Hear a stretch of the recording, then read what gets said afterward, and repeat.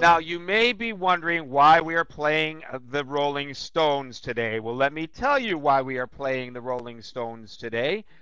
Because yesterday, the Rolling Stones, two of them, lit up cigarettes during their performance at the O2 Arena in London, England. Bad boys, because there is a law in London. You can't smoke in a public venue such as that. And guess what happened? They let them get away with it. Nobody got fined. The Rolling Stones didn't get fined. The arena didn't get fined. But when their fans attempted to light up, the ushers threatened to usher them out because they were smoking in public. And this all raises the question about government intrusion into our lives. Now, I'm a non-smoker. I don't like to go to a concert and have people smoking. I lose my enjoyment somewhat of the concert if I do. But how far should we be allowing the government to determine for us what we ought to be or ought not to be doing? And how often does the government intrude in your life? For example, where you live, can you drive and talk on the cell phone at the same time? And if you cannot, is that something that the government ought to be telling you that you cannot do? Where you live, do you have to wear a seatbelt while you're driving your car? And if not, or if so, is that something that the government ought to be telling you that you have to do?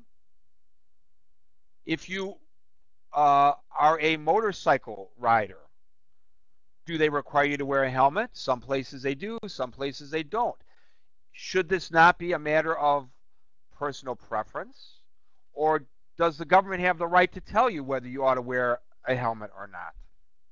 How about you parents out there? Have you ever smacked little Janie or little Johnny on the tuchus for being a bad boy or girl? Can that get you in trouble? Could your children be taken away from you because you smacked your kid on the butt? Or can you go to jail even for that? I mean, how far should government intrude into our lives? Many of these government agencies are corrupt in themselves. There are scandals all the time associated with government. And there are also governments that can't balance their budgets. Are these people who ought to be telling us what we can and we cannot do? My first caller is Scott. I know you're joining us from Canada. I don't recall where in Canada, but let me tell you, Scott, about a case in Canada. The woman lives in Ontario. Her daughter is 14 years old. The daughter is totally incorrigible. She walks away from school when she feels like she wants to walk away from school. When the cops pick her up and return her, she threatens the principal. Her mother went out of town. The child was supposed to be staying with another family. When she came back, I don't even want to begin to tell you what her house looked like, but the child doesn't have a key to the house, broke into the house. It was a mess, and this really did it. 14-year-old kid, the mother found in her bedroom condoms, used condoms. Do you know that if the mother seeks the assistance of the Ontario provincial government, that she can be declared a delinquent parent because of how her daughter is acting, and her daughter can be taken away from her permanently, and she could be fined and or imprisoned, not because of anything that she did wrong, but because she sought out assistance from the Protective Services Agency, whatever it's called there in Ontario. What is wrong with this picture? I, for one, want to know why we as adults can't make decisions for ourselves and why it is necessary for the government to make the decisions for us. Unless those decisions are injuring other people.